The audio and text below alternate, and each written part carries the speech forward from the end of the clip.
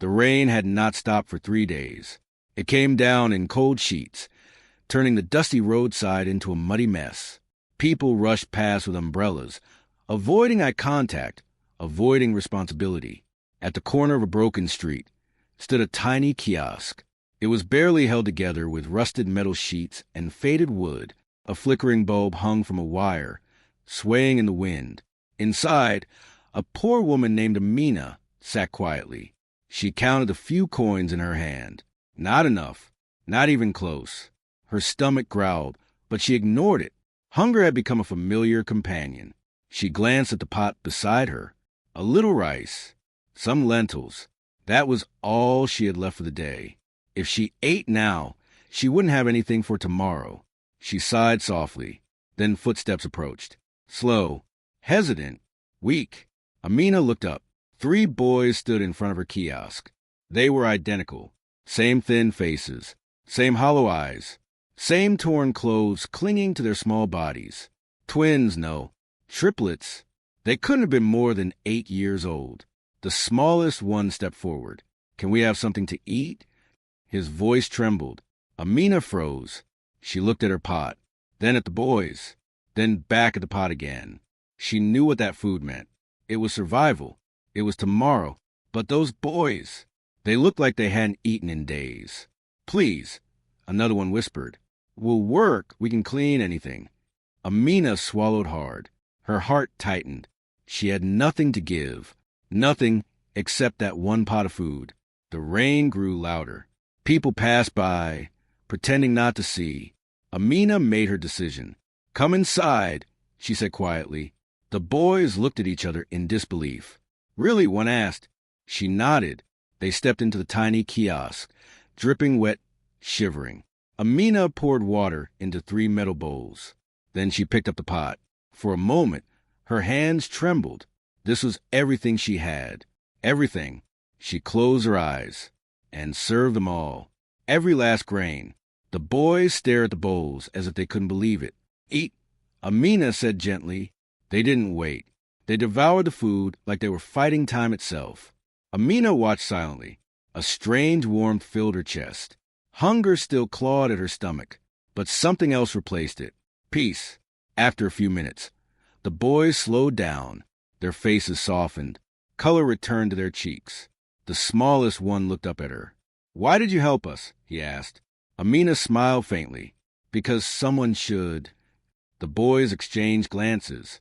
Then, one by one, they stood up. The tallest of the 3 stepped forward. We won't forget this, he said firmly. Amina chuckled softly. You don't have to remember. Just stay kind. The rain began to fade. The boys walked out of the kiosk. Before leaving, they turned back one last time. Their eyes held something unusual. Not just gratitude. Promise. Amina didn't think much of it. People made promises all the time. Life had taught her that. Promises didn't fill empty stomachs. Promises didn't change fate. Or so she believed. That night, Amina slept hungry. But for the first time in a long while, she slept with a peaceful heart. She didn't know it yet. But that single act of kindness was about to rewrite her entire destiny. Years passed. The world moved on, as it always does. But Amina's life remained the same. The small kiosk still stood at the same corner. Older now, more fragile. The paint had peeled away almost completely, and the wooden frame creaked with every gust of wind. Amina had aged too. Lines marked her face. Her hair had turned silver, but her routine never changed. Every morning, she opened the kiosk. Every night, she closed it, and in between, she survived. Some days were better than others. Most were not. Yet, she never stopped helping when she could. A cup of tea for someone who couldn't pay. A piece of bread for a hungry child. She never had much, but she never turned away those who had less. And still, no miracle ever came. Until one morning. It began like any other. The sun had barely risen. The streets were quiet. Amina was arranging a few packets of biscuits on her shelf when she heard a sound. Low, smooth, unfamiliar. Not the usual noise of rickshaws or old cars. This was different. Head began to turn. People slowed down. Some even stopped walking. Amina stepped outside her kiosk, and then she saw them, 3 black cars, shining like mirrors under the morning light. They moved slowly down the narrow street. Too elegant, too expensive, too out of place. The entire road seemed to fall silent. The cars came closer and closer until they stopped right in front of her kiosk. Amina frowned. Her heart began to race. "This must be a mistake," she whispered. People gathered around. Whispers spread like wildfire. "Who are they? Why here? Is this some kind of film shoot?" The doors of the first car opened. A man stepped out, tall, well-dressed, confident. Then the second car, another man, identical. Then the third. A third man stepped out, identical again. The crowd gasped. Triplets. But these were not the weak, hungry boys from years ago. These were powerful men. Sharp suits, polished shoes, eyes filled with purpose. Amina stared at them. Something felt familiar, but she couldn't place it. The 3 men walked toward her, step by step. The sound of their shoes echoed on the quiet street. Amina felt her hands tremble. "Can I help you?" she asked softly. The men stopped in front of her. For a moment, no one spoke. Then, the one in the middle smiled. A warm, familiar smile. "Do you still serve food here?" he asked. Amina blinked. The voice. There was something about that voice. "Yes," she replied slowly. "But it's very simple food." The man nodded. "Simple is enough." Amina hesitated. Then she turned and went inside. She prepared what she could. Bread, lentils, a little tea. Her hands moved out of habit, but her mind was restless. Why did they feel so familiar? She brought the food outside, placed it on the small wooden counter. The 3 men looked at it, and then they looked at each other. Without a word, they sat down, just like that day, years ago, and they began to eat, not with greed, not with desperation, but with quiet respect, as if every bite meant something more. Amina watched them closely. Her heart beat faster. The smallest details began to return. The way they held the bowls, the way they glanced at each other, the silence between them. And then it hit her. Her eyes widened. "No," she whispered. The men looked up. The one on the left smiled. "You remember, don't you?" he said. Amina stepped back. Her hands covered her mouth. The 3 boys... Her voice shook. The man in the middle nodded. "Yes." The third one added softly, "The ones you fed when you had nothing." Tears filled Amina's eyes. She couldn't believe it. "You," she said, struggling to speak. "You survived." The man in the middle shook his head gently. "We didn't just survive." He paused. His voice deepened. "We built everything because of that day." The crowd stood frozen. No one spoke. No one moved. Amina felt her legs weaken. She held on to the side of the kiosk for support. "But how?" she asked. The 3 men exchanged a glance. A silent understanding passed between them. Then the one in the middle stepped forward. "That day," he said, "you didn't just feed us. You gave us something we had lost." Amina listened, tears rolling down her cheeks. Hope. The word hung in the air. Heavy, powerful, unforgettable. The man continued. "We had no family, no home, no future. But you treated us like we mattered, like we were human." The second man added, "That night we made a promise. We would never forget you, and we would never stay powerless again." Amina shook her head in disbelief. "All this from one meal?" The third man smiled. "No, from one act of kindness." The street remained silent. Even the wind seemed to stop. Then the man in the middle reached into his coat. He pulled out something. An envelope. Thick. Heavy. He placed it gently on the counter. Amina looked at it, confused. "What is this?" she asked. The man met her eyes. "This," he said slowly, "is only the beginning." The street was still silent. Dozens of eyes were fixed on Amina, on her trembling hands, on the envelope resting on the counter. It looked simple, but it felt heavy. Too heavy, as if it carried more than just paper. Amina hesitated. Her fingers slowly reached forward. She glanced at the 3 men. They nodded gently. Open it, the one in the middle said. Her breath caught in her throat. Carefully, slowly, she opened the envelope. Inside, there were documents. Not money, not cash. Documents. Her brows furrowed. I don't understand, she whispered. She pulled out the first paper. Her eyes scanned the page. Then suddenly, she froze. Her lips parted, but no words came out. What is this? She asked, her voice barely audible. The man in the middle stepped closer. That, he said softly, is the ownership deed. Amina looked up at him, confused.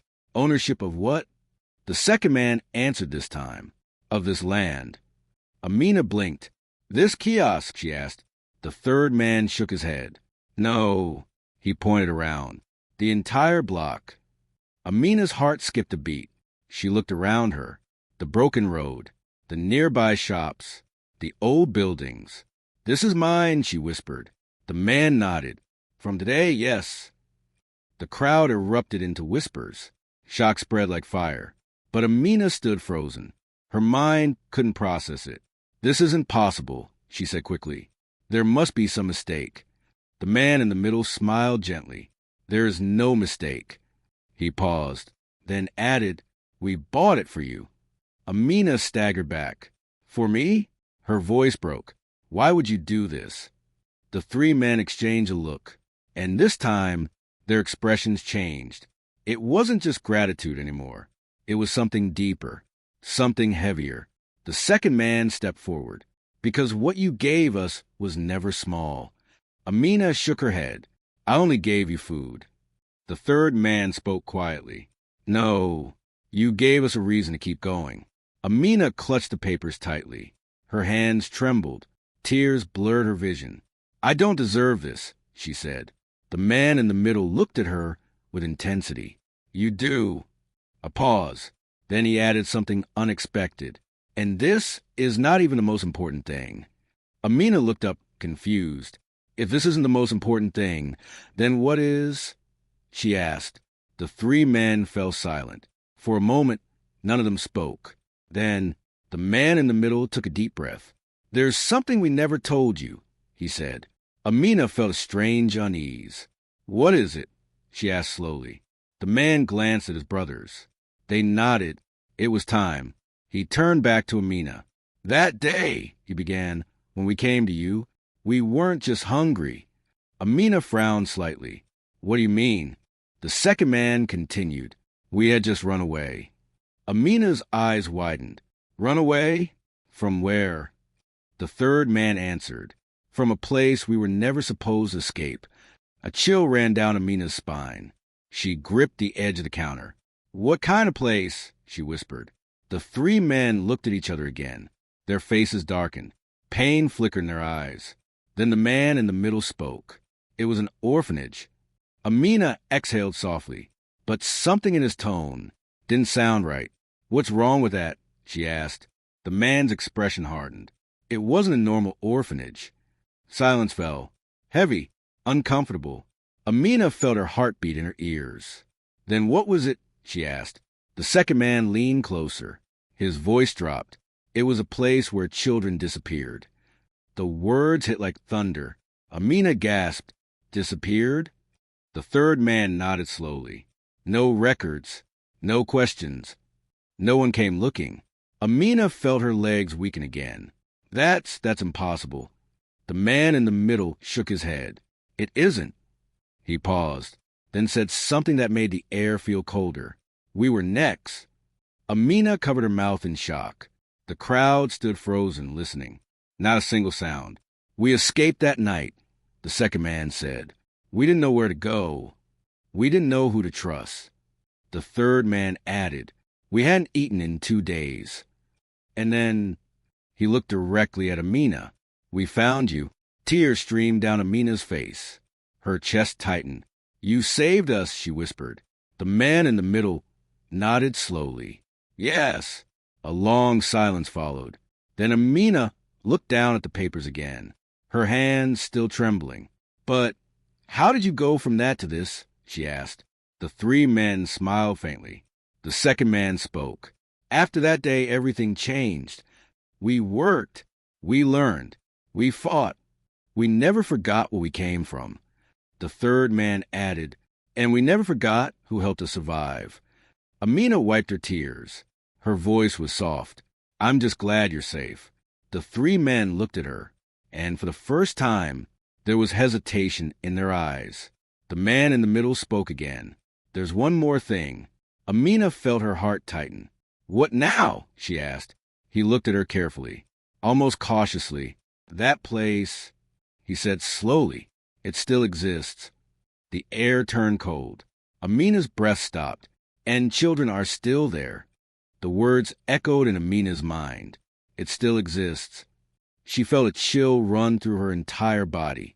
The joy of the moment faded, replaced by something heavier, something urgent. You mean, she said slowly, children are still trapped there? The man in the middle nodded. Yes. Amina's hands tightened around the papers. Her heart began to race again. But why are you telling me this? She asked. The three men looked at each other. There was no hesitation this time, only certainty. Because we need your help, the second one said. Amina blinked in disbelief. My help? She repeated. I'm just a poor woman. What can I possibly do? The third man stepped forward. You're not just a poor woman. His voice was firm. You're the reason we survived. Amina shook her head. That was years ago. The man in the middle interrupted gently. And today, you have something you didn't have back then. He pointed to the documents in her hands. Power. Amina looked down at the papers again. The ownership, the land, everything felt unreal. I don't understand, she said. How does this help those children?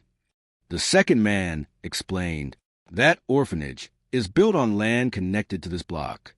Amina's eyes widened. What? The third man nodded.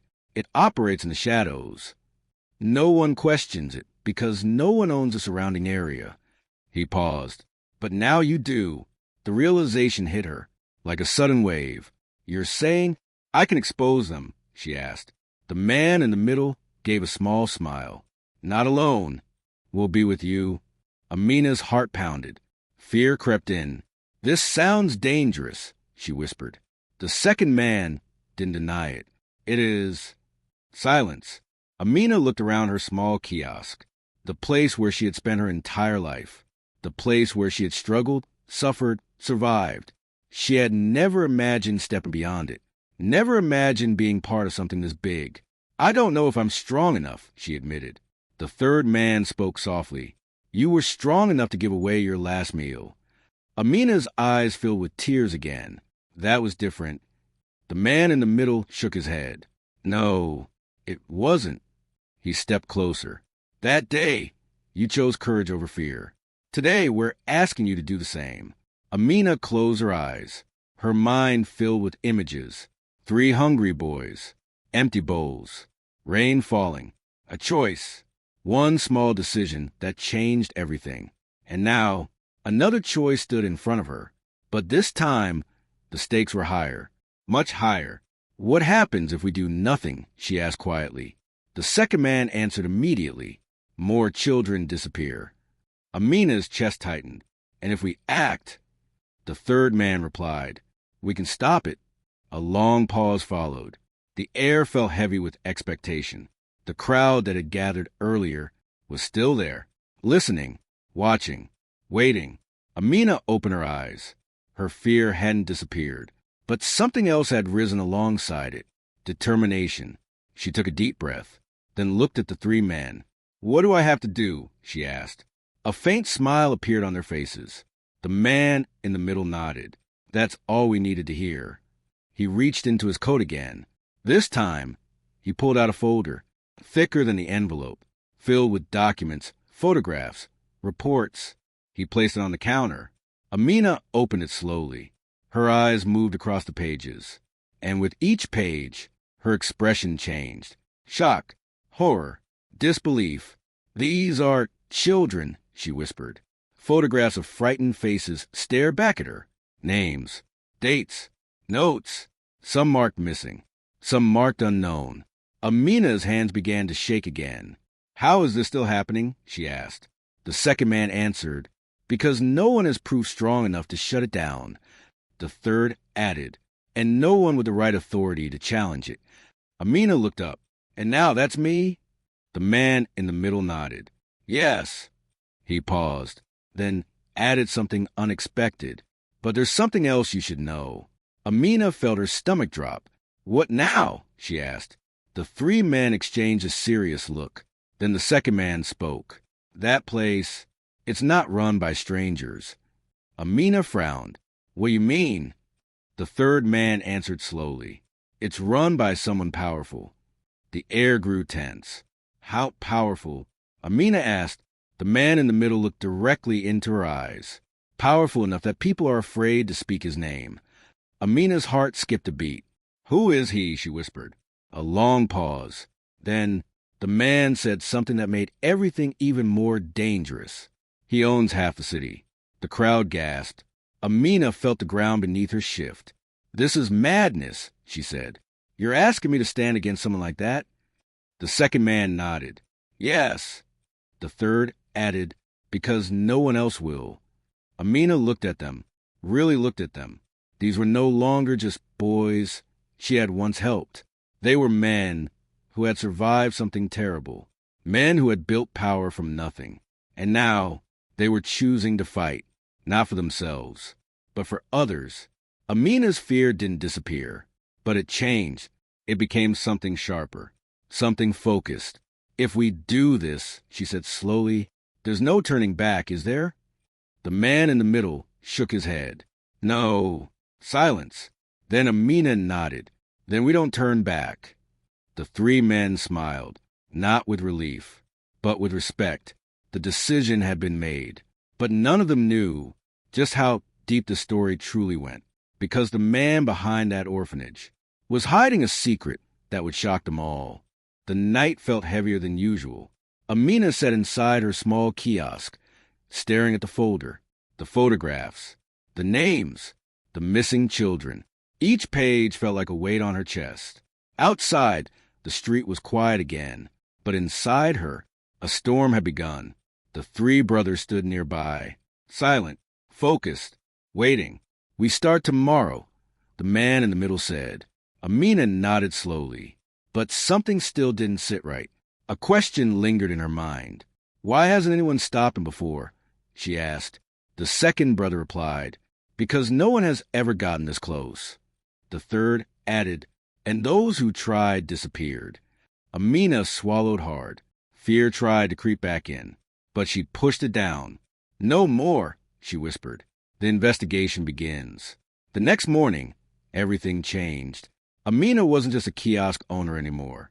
She was a landowner, and with that came access, authority, visibility.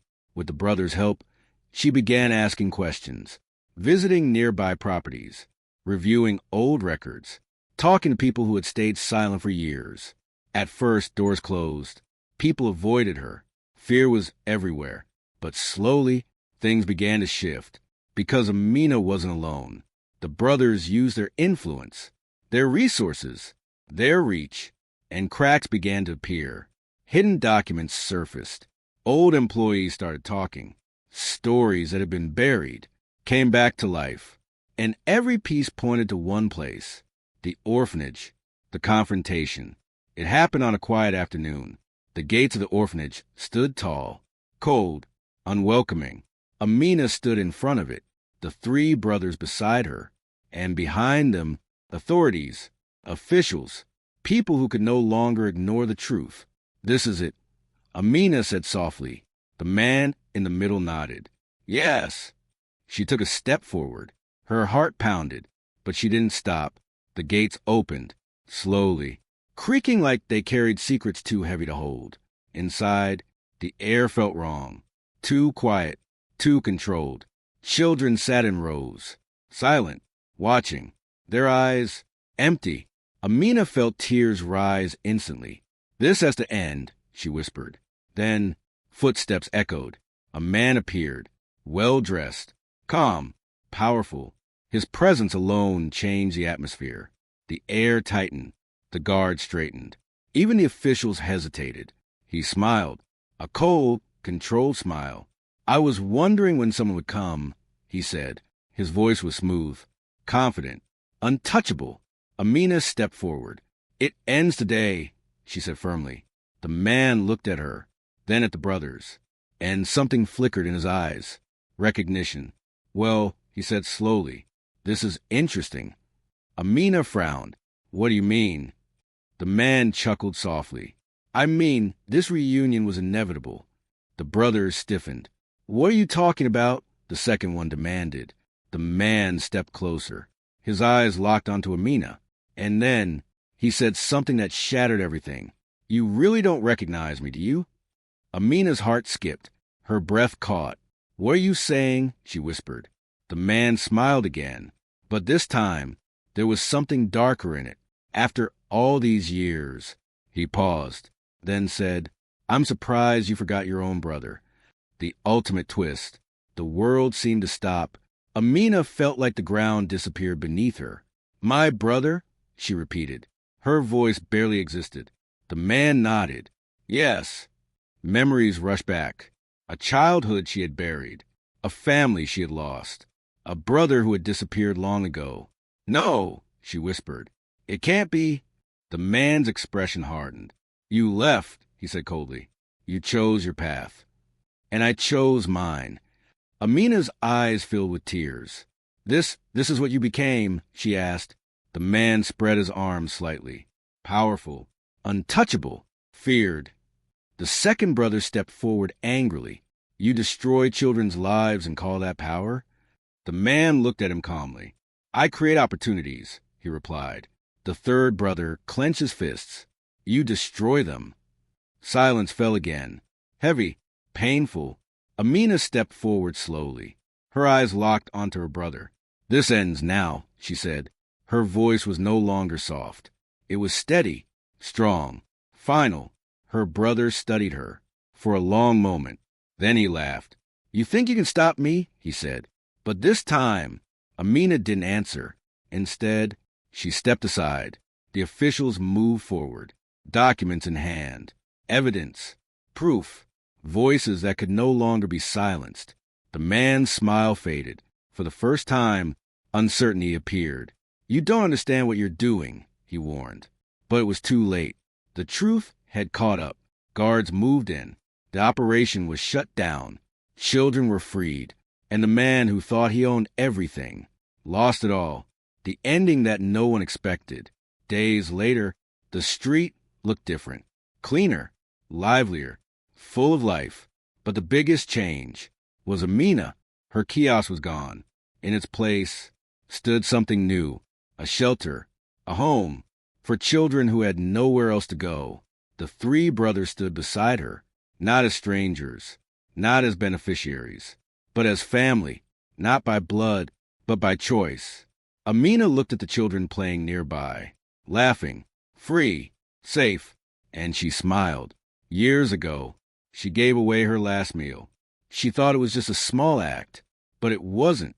It was a seed, one that grew into something far greater than she ever imagined. The man in the middle stepped beside her. "You change our lives," he said. Amina shook her head gently. "No." She looked at the children, then back at him. "We change each other's." The camera pulls back. The street fades into the distance. And one simple truth remains. Kindness never disappears. It returns when you least expect it.